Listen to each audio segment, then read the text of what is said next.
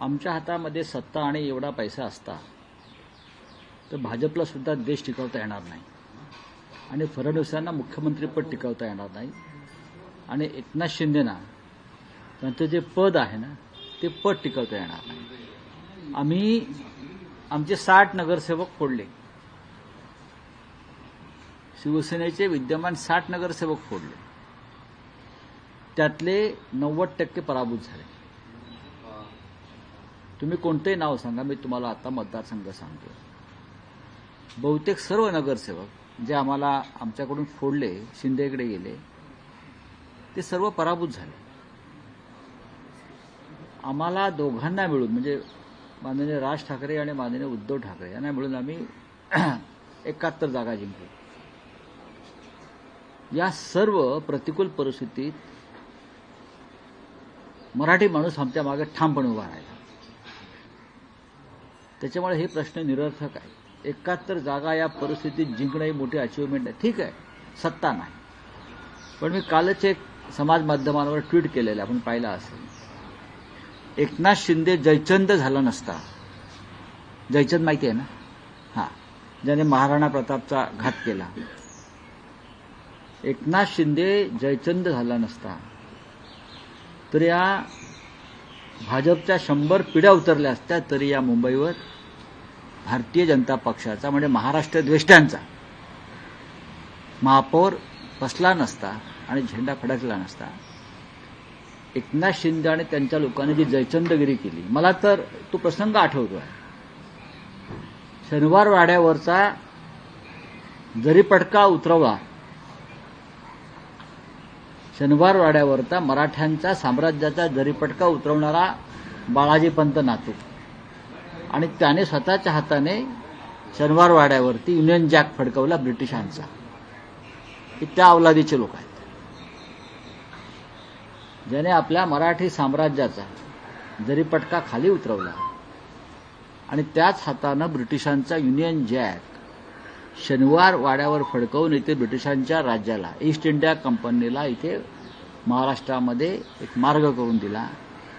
त्या बाळाजी पंत नातू किंवा जयचंद यांच्या या अवलादी आहेत. या अवलादी नसत्या तर म्हटलं ना, मुंबईमध्ये त्यांच्या 100 पिढ्या उतरल्या तरी स्वतःचा महापौर करू शकले नसते, जे महाराष्ट्र दृष्ट्यांचा महापौर करू शकले. पण ठीक आहे, भारतीय जनता पक्ष आणि शिंदे गटाकडे 3चं बहुमत आहे. कितीच आहे? 3. 118 आहेत ना, 118 आहेत ना, म्हणजे साधारण 110 लोक विरोधामध्ये आहेत, सभागृहामध्ये आहेत. आणि त्यात शिवसेना आणि महाराष्ट्र नवनिर्माण सेनेचे आणि काँग्रेसचे धरून 100 इतर आहेत. तुम्हाला हा 100च्या वरचा विरोधकांचा आकडा कमी वाटतोय का? त्यांना इकडली काडी तिकडे करू देणार नाही. महाराष्ट्राच्या किंवा मुंबईच्या संदर्भात चुकीचं काय करणार असतील ना, एवढी ताकद महापालिकेमध्ये आज विरोधकांची आहे जी कधीच नव्हती. त्याच्यामुळे महापौर गमावला हे महाराष्ट्राचं आणि मुंबईकरांचं दुर्दैव आहे. आणि जयचंदाला मी एवढंच सांगू इच्छितो, हिंदुहृदय सम्राट शिवसेना प्रमुख बाळासाहेब ठाकरे यांच्या जन्मशताब्दीचं वर्ष 23 तारखेला सुरू होत आहे आणि त्या वर्षामध्ये तुम्ही मराठी माणसाशी बेईमानी केली आहे, गद्दारी केली आणि या बाळासाहेबांच्या मुंबईत तुम्ही गौतम अडाणीचा झेंडा फडकवलेला आहे. मराठी माणूस तुम्हाला आयुष्यात माफ करणार नाही. आज तुम्ही सत्तेवरती आहात, अजून काही काळ राहू शकाल, काही काळ म्हणतो मी, पण हे जयचंद, हे बाळाजी पंत नातू यांना भविष्यामध्ये मुंबईत फिरणं, महाराष्ट्रात फिरणं मुश्किल होईल. मराठी माणूस अत्यंत संतापलेला आहे, चिडलेला आहे. ज्या एकजुटीनं तो ठाकरे बंधूंच्या मागे उभा राहिला, ही अभूतपूर्व अशी घटना आहे. तेव्हा तुम्ही आमच्या 12 जागा, मग मनसे आणि शिवसेनेच्या 12 ते 13 जागा या 50 ते 200 मताच्या फरकानं दुर्दैवानं पडल्या. 50 ते 200च्या आसपास खूप मोठा संघर्ष आम्ही दिला, सत्तेशी, झुंडशाहीशी आणि पैशाच्या ताकदीशी. तरी आम्ही या स्थितीपर्यंत आलो की आम्ही तुम्हाला महापालिकेत चुकीचं काम करण्यापासून रोखू शकतो. त्याचबरोबर संपूर्ण महाराष्ट्राचा विचार केला तर सर्वाधिक जास्त सत्ताधारीमध्ये भाजपला फायदा भारतीय जनता पक्ष शिंदे यामध्ये मागे पडले. पण राऊतसाहेब, जवळपास 2,500 नगरसेवकांपैकी 1450 नगरसेवक भाजपचे निवडून बघा, आलेले. भारतीय जनता पक्षाच्या जागा जिंकल्या मोठ्या प्रमाणात, याबद्दल आम्ही त्यांचं अभिनंदन करतो. लोकशाही आहे, हातात सत्ता आहे. कालच मी अखिलेश यादव यांचं एक वक्तव्य ऐकत होतो, बरोबर ना? अखिलेश यादव यांनी सांगितलं, ज्याच्या हातामध्ये सत्ता असते, ज्याच्या हातामध्ये प्रचंड सत्ता असते त्या राज्याची, त्यांच्याशी स्थानिक स्वराज्य संस्थांच्या निवडणुकांसंदर्भात लढा देणं सोपं नसतं. ज्याच्या हातात सत्ता असते तेच स्थानिक स्वराज्य संस्थांच्या निवडणुका मोठ्या प्रमाणात जिंकतात. हा जवळजवळ सर्वच राज्यातला अनुभव आहे. त्याच्यामुळे तुम्ही सुद्धा हा विषय जरा काळजीपूर्वक समजून घेतला पाहिजे. येतील ना दिवस, येतील दिवस, पालटतील. प्रत्येक वेळेला पैशाचंच राज्य एखाद्या राज्यावर राहतं असं नाही ना. या राज्याचं पुण्य फार मोठं आहे, छत्रपती शिवाजी महाराजापासून मोठं पुण्य आहे. राऊतसाहेब, या संपूर्ण निवडणुकांमध्ये विशेषतः मुंबई महापालिकेत ज्या काँग्रेसची चर्चाही नव्हती, चर्चेतही नव्हता हा पक्ष, त्याने 28 जागा घेतली. चांगली गोष्ट, अभिनंदन करतो. तुम्हाला असं वाटतं का की महाविकास आघाडी एकसंघ असती तर कदाचित आज चित्र वेगळं असतं आणि तुम्ही 100 काँग्रेसची स्ट्रॅटेजी ही योग्य होती. आम्हाला माहिती आहे, चर्चा होती आमची. काँग्रेस ज्या स्ट्रॅटेजीनुसार निवडणुकीत उतरली होती ती योग्य होती आणि त्याचा फायदा झाला. आमच्या 10-12 जागा अजून आम्ही वाढवू शकलो असतो, दुर्दैवाच्या कमी मताने पडल्या तर 100% बीजेपीचा महापौर होऊ शकत नव्हता.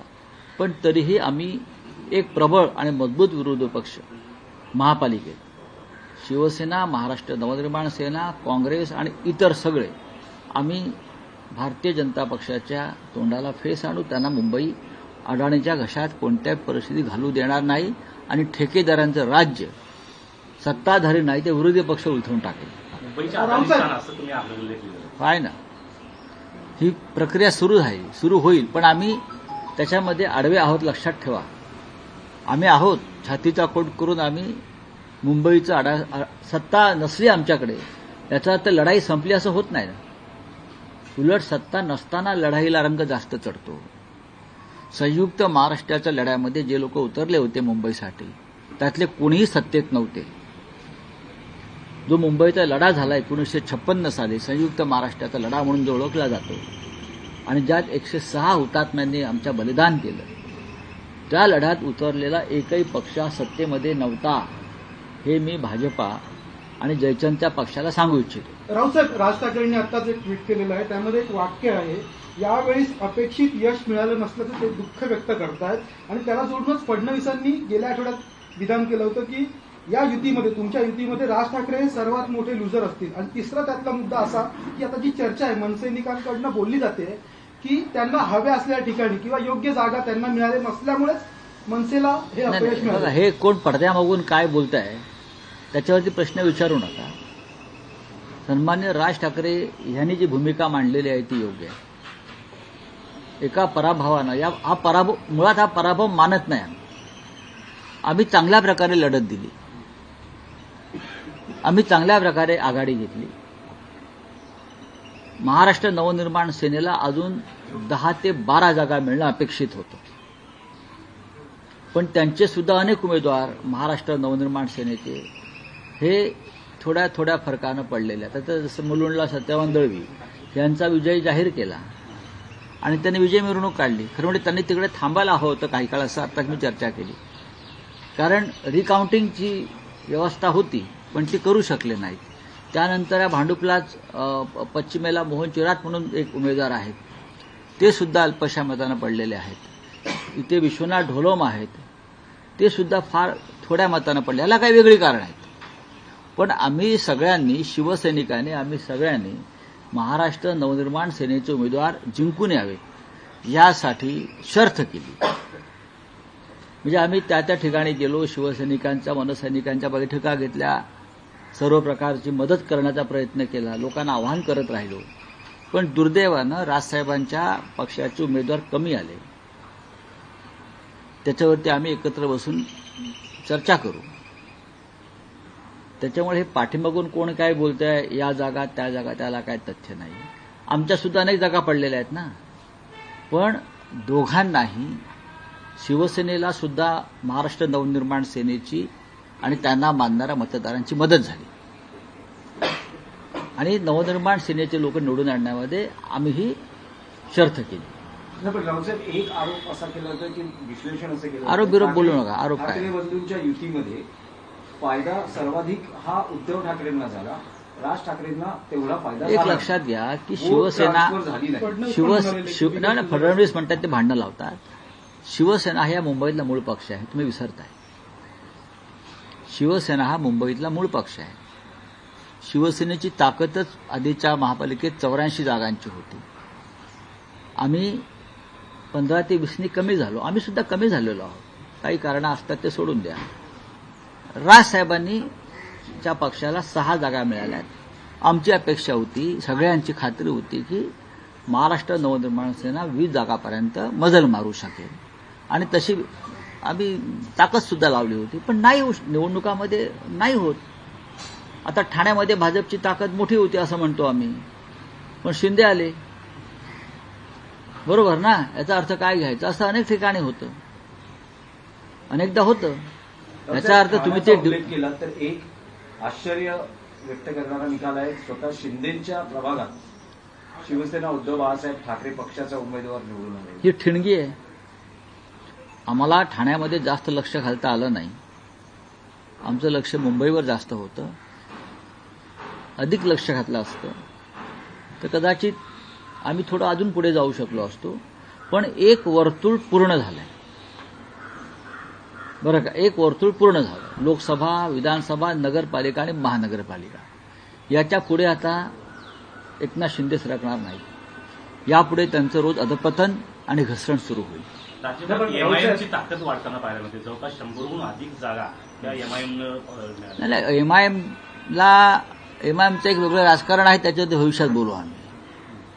भारतीय जनता पक्ष देशभरामध्ये कोणत्या प्रकारचं राजकारण करत आहे आणि आम्हाला हिंदुत्व शिकवत आहे याच्याविषयी मला भविष्यात आम्हाला बोलावं लागेल. आम्ही बोलू. पण एमआयएमची ताकद जर वाढली असेल तर लोकशाही मार्गाने जिंकून आलेले लोक आहेत ते. संभाजीनगरला मला वाढलेले दिसते, मुंबईत दिसते, अन्य काही महानगरपालिका मालेगावला दिसते. बघू ना. रावसाहेब, पण महापालिका निवडणुका झालेल्या आहेत. ठाकरे बंधू युती ही भविष्यातल्या निवडणुकांसाठी ही कायम असेल का? ही शंका काय हवी तुम्हाला? ही शंका काय हवी? ही शंका येण्याचं कारण नाही. आम्ही एकत्र आहोत, एकत्र राहू. धन्यवाद. सर, हिंदी में जानना चाहेंगे, जो फाइनल टैली आई है, कहीं ना कहीं आपको लगता है एमएनएस ने अगर थोड़ा जोर लगाया होता तो नंबर कुछ अलग हो जाता? बात ऐसे एमएनएस के जोर की बात छोड़ दीजिए.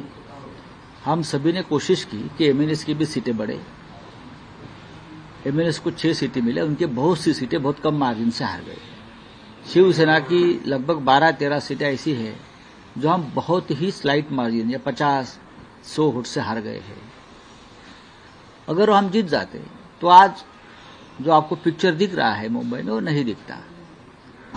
फिर भी बीजेपी और शिंदे के पास सिर्फ 4 का बहुमत है और लगभग 105 कॉरपोरेटर्स अपोजिशन में है. ये बहुत बड़ी ताकत है. वो जो महानगर पालिका का जो सदन है, ये अपोजिशन की ताकत सबसे बड़ी है. तो हम आपको मुंबई अडानी के जेब में नहीं डालने देंगे. या ठेकेदारों का राज आप लाना चाहते हो यहाँ, वो हम नहीं लाने देंगे.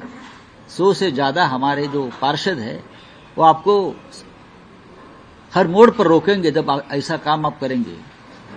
बहुत बड़ी ताकत है ये. ठीक है, मेयर नहीं, लेकिन हमारे पार्टी में कुछ जयचंद थे. अगर वो जयचंद नहीं पैदा होते तो भारतीय जनता पार्टी के 100 पुरखों की भी यहाँ तादाद आती तो भी यहाँ मुंबई में बीजेपी का मेयर नहीं बन सकता था. किसी तरह से कोशिश की जाएगी आपकी पार्टी का मेयर बने, जोड़ तोड़? नहीं, हम अभी कुछ नहीं करेंगे. किसी तरह का? जोड़ तोड़ पर हमारा विश्वास नहीं है, लेकिन हमारे पास बहुत बड़ा आंकड़ा है, बहुत बड़ी संख्या है। अपोजिशन के पास एक ऐसा आंकड़ा है, हम कभी भी तख्तापलट कर सकते हैं, लेकिन हम डेमोक्रेसी का आदर करते हैं, लोकतंत्र का आदर करते हैं। कैलकुलेशन कहाँ मिस जजमेंट हो गया? नहीं, हमारे 10 या 12 से ज्यादा जो हमारी सीटें हैं वो बहुत कम मार्जिन से हार गए। इसलिए हार गए कि जिस तरह का मतदान जब चुनाव के दिन जिस तरह का माहौल था, लोगों के नाम कट गए, ईवीएम मशीन बंद पड़ गई, ये हो गया, उससे लोगों में थोड़ा सा हमारा वोटिंग परसेंटेज कम हो गया, नहीं तो हम जरूर जीत जाते। और सर, जिस तरह से देवेंद्र फडणवीस की जो छवि बन के सामने आई है विकास पुरुष की, कहीं ना कहीं उसका फायदा होते हुए नजर आया है। अब उनके दिमाग में प्रधानमंत्री बनने का ख्वाब है, दिल्ली में जाकर प्रधानमंत्री की कुर्सी पर विराजमान होने का जो उनका जो ख्वाब है, उस दिशा में वो जा रहे हैं। आप उनको श्रेय देंगे, क्योंकि हमने देखा था पिछली बार जब बीएमसी के चुनाव हुए थे 2017 में और उससे पहले, तो बड़े बड़े नेता सीएम वगैरह यहाँ पे आए थे, पर इस बार ये सब दिखा नहीं। ऐसे लगता है कि सिंगल नहीं, इस बार ऐसा था कि उनको लगता था कि हम मुंबई जीत नहीं पाएंगे, उनको पूरा विश्वास था मुंबई जीत नहीं पाएंगे, और मुंबई उसने जीती भी नहीं है। ये टेम्पररी फेस है, मुंबई इस तरह से आप जीत नहीं सकते। मैंने कहा ना कि हमारे पार्टी में जयचंद बनाकर आपने शिवसेना तोड़कर पहली बार मुंबई में आपका मेयर बिठाने का सपना आपने पूरा किया है, बाकी कुछ नहीं। अगर जयचंद नहीं होता तो बीजेपी कोई आसान नहीं होता। आपने जयचंद का जिक्र किया, तो कहीं ना कहीं एकनाथ शिंदे का जो वर्चस्व है वो कहीं ना कहीं इस चुनाव में कम होते हुए नजर आ रहा है। नहीं, अभी ये चुनाव के बाद एकनाथ शिंदे का अधपतन शुरू होगा। अब एक सर्कल पूरा हो गया है, और वो सर्कल पूरा हो गया है महानगर पालिका चुनाव तक, लोकसभा, फिर विधानसभा, फिर नगर पंचायत, और फिर अब महानगर पालिका। अब बीजेपी को उनकी जरूरत नहीं है। और सर, एक और सवाल है, पीएमसी और पिंपरी चिंचवड के बाद जो नतीजे आए हैं, शरद पवार और अजीत पवार को काफी सेटबैक वहां दिखने में आया, क्योंकि एक पूरा वन साइडेड दिखाई दिया है। तो अभी जो मर्जर की जो अटकलें हैं, आज एक ही साथ मंच भी शेयर कर रहे हैं बारामती में, हो सकता है कि आज ठीक है, उनके पार्टी में वो लोग क्या निर्णय लेंगे उसके ऊपर मेरा मत व्यक्त आपका कर। आकलन किस तरह से रहेगा इसको आने वाले दिनों में, किस तरह से महाविकास आघाड़ी या फिर जो अपोजिशन का एक जो धड़ा है वो? देखिए, अजीत पवार ज्यादा दिन तक सत्ता में नहीं रह सकते, इतना मैं कहूंगा। जिस तरह का माहौल पुणे और पिंपरी चिंचवड में सरकार के खिलाफ बनाया था, देवेंद्र जी के खिलाफ बनाया था, तो भारतीय जनता पार्टी के मन में अजीत पवार के लिए खटास है, एक गुस्सा है। ज्यादा दिन तक अजीत पवार मुझे नहीं लगता है कि सत्ता में बैठेंगे। वो फिर उनकी घर वापसी होगी और दोनों पार्टी एक साथ, चाहे मर्जर हो या एक साथ वो काम करेंगे, ऐसा मुझे लगता है। और शिंदे को भी जाना पड़ेगा, क्योंकि अगला विधानसभा का चुनाव भारतीय जनता पार्टी शिंदे के साथ लड़ने नहीं जा रही है, शायद लोकसभा भी। आपने अगले विधानसभा का जिक्र किया, आप लोग का किस तरह से कैलकुलेशन होगा, यूबीडी, शिवसेना और एमएनएस आने वाले? अभी देखो, आज नतीजे आए हैं, एक दो दिन में राज साहब, उद्धव साहब, हम सब लोग बैठेंगे। ये फैमिली मैटर है, शायद आज भी हम उनसे मिल सकते हैं, उनसे बात करेंगे ना। हमारे बड़े नेता है, तो उनसे बात करेंगे। जेपी के चुनाव साथ में लड़ेंगे, जिला परिषद के जो अभी देखेंगे, जिला परिषद के आएंगे चले जाएंगे। राव साहब, एक सवाल और है, इंटरनेशनली पूछा जाए तो जिस तरह से जो डोनाल्ड ट्रंप लगातार कह रहे हैं इंडिया पाकिस्तान का युद्ध उन्होंने रुकाया, कल फिर से उन्होंने जिक्र किया, और ग्रीनलैंड को लेके उनका रुख काफी ये रहा है कि अगर ग्रीनलैंड को लेके कोई अपोज करता है तो उस पर बात ऐसी है कि पाकिस्तान के प्राइम मिनिस्टर मिस्टर शरीफ जो है, शाहबाज शरीफ, वो ट्रंप जो कह रहा है कि युद्ध रुकवाया, शरीफ उनको मान्यता दे रहे हैं। जी हाँ, प्रेसिडेंट ट्रंप ने हस्तक्षेप किया, तो अब हमारे प्राइम मिनिस्टर ने मुंह खोलना चाहिए ना। लगभग 100 से ज्यादा बार प्रेसिडेंट ट्रंप ये बोल चुका है कि मैंने मोदी को धमकी दी व्यापार बंद करने की, ट्रेड बंद करने की, मैंने मोदी को धमकी दी, मैंने मोदी के ऊपर दबाव डाला।